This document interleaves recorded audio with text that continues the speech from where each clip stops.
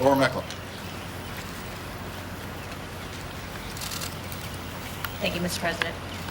Why did you get rid of the aloha shirts and the grass skirts? Are you at all concerned that it not appear that you're having a party over here while so many people are living with such a tough economy? And wondering if those perceptions were at all in your mind as you were making plans for this trip, which by necessity takes you to some pretty exotic and fun locations.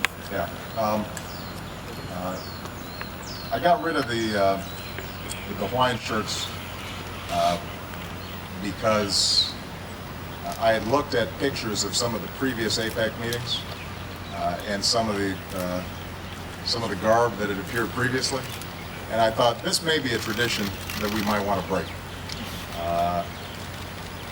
I suggested to the leaders, we gave them a shirt, and if they wanted to wear the shirt, I promise you it would have been fine. But I didn't hear a lot of complaints about us breaking precedent on that one. With respect to this trip, look, this is a pretty nice piece of scenery, and you know, I take enormous pride in having been raised in the state of Hawaii, but we're here for business. We're here to create jobs. We're here to promote exports, and we've got a set of tangible, concrete steps that have been taken that are going to make our economy strong. And that's part of what our leadership has been about. When I went to Europe last week, our job was to help shape a solution for the European crisis. And a lot of folks back home might have wondered, well, that's Europe's problem. Why are we worrying about it? Well, if Europe has a major recession and the financial system in Europe starts spinning out of control, that will have a direct impact on U.S. growth and our ability to create jobs and people raising their living standards. The same is true out here. If we're not playing out here in the world's largest regional economy and the world's fastest regional economy, if we've abandoned the field and we're not engaged, American businesses will lose out, and those jobs won't be in the United States of America. So part of my job is to make sure that the rules of the road are set up so that our folks can compete effectively. Part of my job is to sell America and our products and our services around the world. And I think we've done so very effectively. And as I said, just to take the example of exports, we're on track to double our exports since I came in office. And that was a goal I set. We're on track to meet it. That's actually been one of the stronger parts of our economic growth over the last couple of years. And I want to make sure that we keep on driving it. Chuck Todd.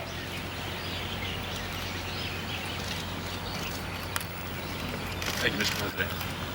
The Republican co-chair of the super committee, Jeff Hensarling, went on TV today and said if the sequester happens, this idea of the automatic cuts on Medicare and defense, that there was plenty of motivation and plenty of votes to change the makeup of these automatic cuts.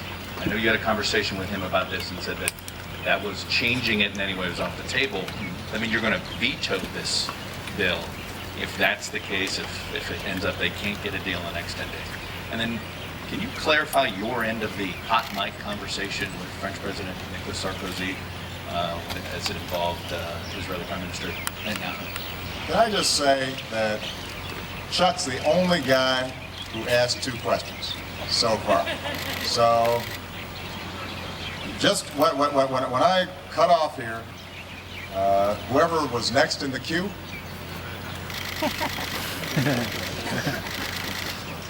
I'm messing with you, Chuck. With respect to the super committee, in August, we negotiated to initiate $1 trillion in cuts over the next 10 years, primarily out of discretionary spending. But we also said that in order for us to move towards a more stable fiscal condition, that we're going to have to get an additional 1.2 minimum. I actually argued that we needed more than that. And the whole idea of the sequester was to make sure that both sides felt obligated to move off rigid positions and do what was required to help the country. And since that time, they've had a lot of conversations, but it feels as if people continue to try to stick with their rigid positions rather than solve the problem. Now, I've put forward a very detailed approach that would achieve $3 trillion plus in savings. And it's the sort of balanced approach that the American people prefer. It says everything's on the table. We've got to have discretionary spending cuts of the sort we've already put in place. We've got to have non-defense cuts. We've got to have defense cuts. We're going to have to look at entitlement programs. We've got to reduce our health care costs. And we're going to need additional revenue. And when we're talking about revenue, if we've got to raise money, it makes sense for us to start by asking the wealthiest among us to pay a little bit more before we start asking seniors, for example, to pay a lot more for their Medicare. Now, this is the same presentation that I made to Speaker Boehner back in August. It's the same kind of balanced approach that every single independent committee that's looked at this has said needs to be done. And it just feels as if people keep on wanting to jigger the math so that they get a different outcome. Well, the equation, no matter how you do it, is going to be the same. If you want a balanced approach that doesn't gut Medicare and Medicaid, doesn't prevent us from making investments in education and basic science and research, all the things we've been talking about here at APEC, that every world leader understands is the key for long-term economic success, then prudent cuts have to be matched up with revenue. My hope is that over the next several days, the congressional leadership on the super committee go ahead and bite the bullet and do what needs to be done. Because the math won't change. There's no magic formula, there are no magic beans that you can toss in the ground and suddenly a bunch of money grows on trees. You got to just go ahead and do the responsible thing. And I'm prepared to sign legislation that is balanced, that solves this problem. One other thing that I want to say about this, when I meet with world leaders, what's striking, whether it's in Europe or here in Asia, the kinds of fundamental reforms and changes, both on the revenue side and the public pension side, that other countries are having to make are so much more significant than what we need to do in order to get our books in order. This doesn't require radical changes to America or its way of life. It just means that we spread out the sacrifice across every sector so that it's fair, so that people don't feel as if, once again, people who are well-connected, people who have lobbyists, special interests, get off easy, and the burden is placed on middle-class families that are already struggling. So, if other countries can do it, we can do it. We can do it in a responsible way.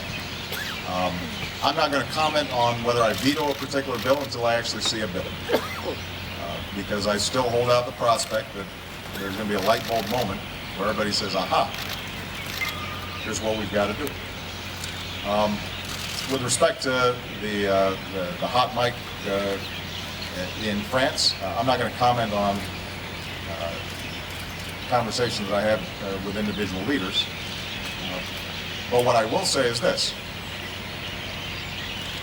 The primary conversation I had with President Sarkozy in that meeting revolved around my significant disappointment that France had voted in favor of the Palestinians joining UNESCO, knowing full well that under our laws, that would require the United States from cutting off funding to UNESCO. And after I had consistently made the argument that the only way we're going to solve the Middle East situation is if Palestinians and Israelis sit down at the table and negotiate. That it is not going to work to try to do an end run through the United Nations. So I had a very frank and firm conversation with President Sarkozy about that issue. And that is consistent with both private and public statements that I've been making to everybody over the last several months. Ed Henry.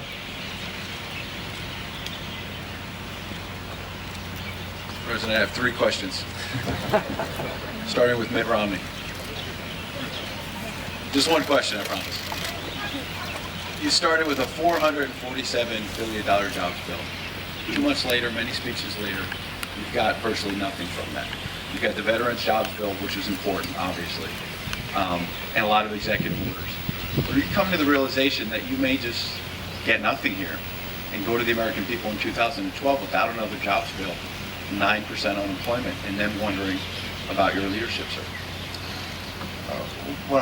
I think first of all, the American people at this point are wondering about congressional leadership in failing to pass the jobs bill, the components of which the majority of Americans, including many Republicans, think are a good idea.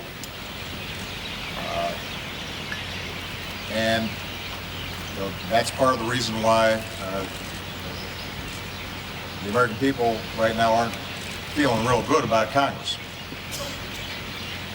Normally, by the way politics works is if the overwhelming majority of the American people aren't happy with what you're doing, you start doing something different.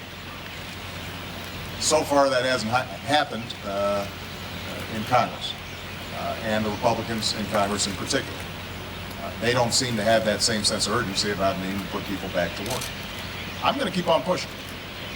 My expectation is that we will get some of it done now, and I'll keep on pushing until we get all of it done. And that may take me all the way till November to get it all done. And it may take a new Congress to get it all done. But the component parts, cutting taxes for middle-class families, cutting taxes for small businesses that are hiring our veterans, hiring the long-term unemployed, put teachers back in the classroom. Here in the state of Hawaii, you have a bunch of kids who are going to school 4 days a week because of budget problems. How are we going to win the competition in the 21st century with our kids going to school basically half-time? The jobs bill would help alleviate those budget pressures at the state level. Rebuilding our infrastructure. Every world leader that you talk to will adopt 100% of my proposals. The answer is no, I don't expect that. Do I anticipate that at some point they recognize that doing nothing is not an option? That's my hope.